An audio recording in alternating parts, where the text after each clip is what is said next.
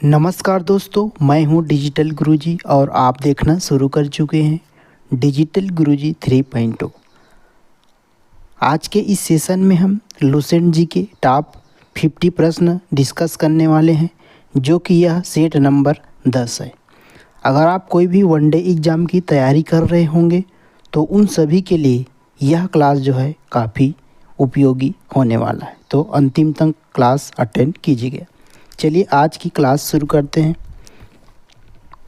जनगणना किस सूची के अंतर्गत वर्णित है? जनगणना जो है किस सूची के अंतर्गत वर्णित है? तो संघ सूची के अंतर्गत वर्णित है। काफ़ी इम्पॉर्टेंट है यह प्रश्न जो है। भारत का संविधान भारत को राज्य संघ के रूप में वर्णित करता है। भारत का संविधान भारत को जो है राज्य संघ के रूप में वर्णित करता है। मछलियों की यकृत तेल में किस विटामिन की प्रचुरता होती है? तो विटामिन डी की प्रचुरता होती है। क्षुद्र ग्रह किसके बीच देखे जाते हैं? क्षुद्र ग्रह तो मंगल और बृहस्पति के बीच देखे जाते हैं। क्षुद्र ग्रह जो है मंगल और बृहस्पति के बीच देखे जाते हैं।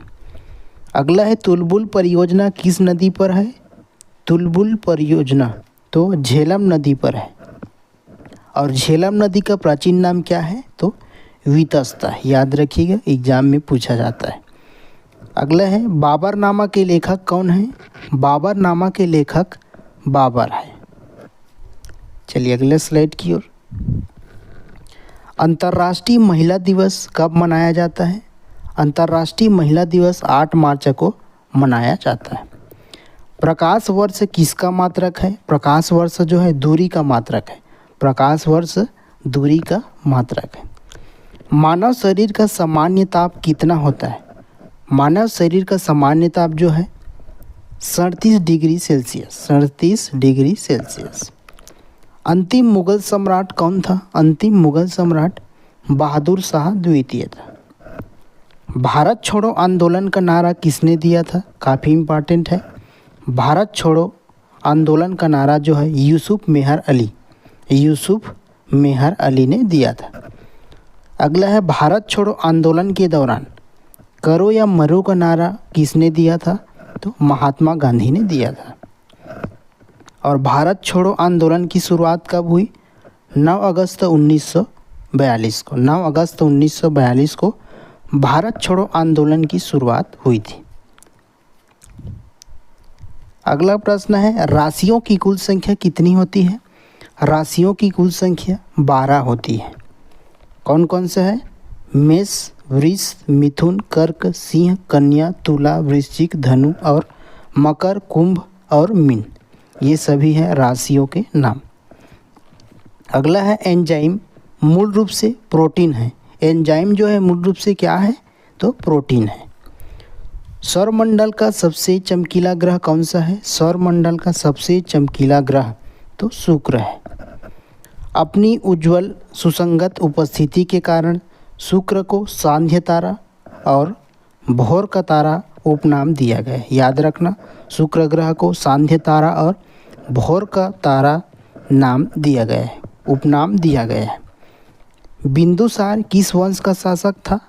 बिंदुसार जो है मौर्य वंश का शासक था। मौर्य वंश। लिंगराज मंदिर कहाँ स्थित है? तो भुवनेश्वर में स्थित है। सिनेमा का आविष्कार किसने किया था? सिनेमा का आविष्कार किसने किया था? निकोलस और जीन लूथिए।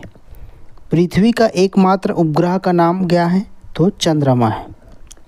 हर्ष का राजकवि कौन था? बाणभट्ट। हर्ष का राजकवि कौन था? तो बाणभट्ट। हाइड्रोजन बम का आविष्कार किसने किया था? हाइड्रोजन बम ये काफ़ी इम्पॉर्टेंट है। एडवर्ड टेलर ने हाइड्रोजन बम का आविष्कार किया था। विश्व स्वास्थ्य दिवस कब मनाया जाता है? विश्व स्वास्थ्य दिवस तो 7 अप्रैल को मनाया जाता है। विश्व स्वास्थ्य दिवस जो है 7 अप्रैल को मनाया जाता है। दक्षिण अमेरिका में चारागाह को क्या कहा जाता है? दक्षिण अमेरिका में चारागाह को पंपास कहते हैं। पंपास। भारत में प्रथम स्वर्ण मुद्राएं किसने चलाया? तो यूनानियों ने चलाया।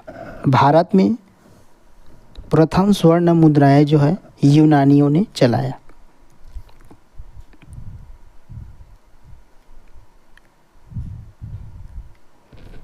अगला प्रश्न है, भारतीय राष्ट्रीय कांग्रेस की प्रथम मुस्लिम अध्यक्ष कौन थे? भारतीय राष्ट्रीय कांग्रेस की प्रथम मुस्लिम अध्यक्ष बदरुद्दीन तैयब जी, बदरुद्दीन तैयब जी। राज्य अपहरण नीति को किसने क्रियान्वित किया? राज्य अपहरण नीति को किसने क्रियान्वित किया? तो लॉर्ड डलहौजी ने, लॉर्ड डलहौजी ने। आर्थिक अपक्षय सिद्धांत के प्रतिपादक कौन थे? दादा भाई नौरोजी थे, दादा भाई नौरोजी। राज्यसभा में मनोनीत सदस्यों की अधिकतम संख्या कितनी होती है? तो 12 होती है। सुंडा जल डमरू मध्य किनके बीच स्थित है? तो जावा तथा सुमात्रा के बीच।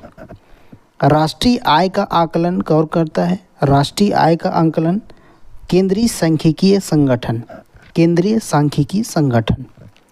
गांधी इरविन समझौता कब हुआ? गांधी इरविन समझौता 5 मार्च 1931 को। विश्व बैंक का मुख्यालय कहाँ स्थित है? वाशिंगटन डीसी में। विश्व बैंक का मुख्यालय वाशिंगटन डीसी में। अगला देखते हैं, योजना आयोग का अध्यक्ष कौन होता है? योजना आयोग का अध्यक्ष जो है प्रधानमंत्री होता है, काफ़ी इम्पोर्टेंट है। वर्तमान में योजना आयोग को किस नाम से जानते हैं? नीति आयोग के नाम से जानते हैं, नीति आयोग। अर्थशास्त्र का जनक किसे कहा जाता है? तो एडम स्मिथ को कहा जाता है। शिक्षा किस सूची के अंतर्गत आता है? समवर्ती सूची, ये काफ़ी इम्पोर्टेंट है। शिक्षा जो है समवर्ती सूची के अंतर्गत आता है। इंडिया हाउस कहाँ स्थित है? इंडिया हाउस लंदन में स्थित है। इंडिया हाउस लंदन में स्थित है।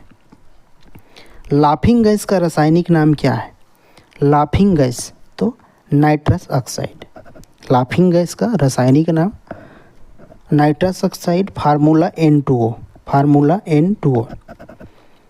भारत में बैंकों का पहली राष्ट्रीयकरण कब हुआ? 1969 ईस्वी में, 1969 ईस्वी में। मुद्रा राक्षस के लेखक कौन है? विशाखा दत्त। मुद्रा राक्षस की लेखक विशाखा दत्त। रूसी क्रांति कब हुई? रूसी क्रांति 1917 में। रूसी क्रांति 1917 में हुई। अगला देखते हैं, लोकसभा में किसी विधेयक को धन विधेयक के रूप में कौन प्रमाणित करता है? काफ़ी इम्पोर्टेंट है। लोकसभा में किसी विधेयक को धन विधेयक के रूप में कौन प्रमाणित करता है? तो अध्यक्ष प्रमाणित करता है, लोकसभा अध्यक्ष प्रमाणित करता है। मोनाजाइट किसका अयस्क है? मोनाजाइट जो है थोरियम का अयस्क है, थोरियम। इंग्लैंड का प्रधानमंत्री कौन था? इंग्लैंड का प्रथम प्रधानमंत्री Robert Walpole, Robert Walpole. Azad Hind फौज का गठन कब हुआ? 1942 में। आज़ाद हिंद फौज का गठन 1942 में हुआ। लोदी वंश का अंतिम शासक कौन था? इब्राहिम लोदी। गरसोप्पा यानी जोग प्रपात किस नदी पर है? तो शरावती नदी पर है, शरावती नदी पर है। राष्ट्रीय समुद्र विज्ञान संस्थान कहाँ स्थित है? गोवा में स्थित है, गोवा में स्थित है। भारत का सबसे बड़ा कृषि प्रायोगिक फार्म कहाँ स्थित है? भारत का सबसे बड़ा कृषि प्रायोगिक फार्म अंबाला में स्थित है। राज्यसभा का पदेन अध्यक्ष कौन होता है? ये काफ़ी इम्पोर्टेंट है। तो उपराष्ट्रपति होता है। राज्यसभा का पदेन अध्यक्ष जो है उपराष्ट्रपति होता है। अंतिम प्रश्न है, भारत में प्रतिवर्ष सेवा दिवस कब मनाया जाता है? तो 15 जनवरी को मनाया जाता है। सेवा दिवस जो है 15 जनवरी को मनाया जाता है। फिर मिलेंगे अगले सेशन में, तब तक के लिए जय हिंद, जय भारत।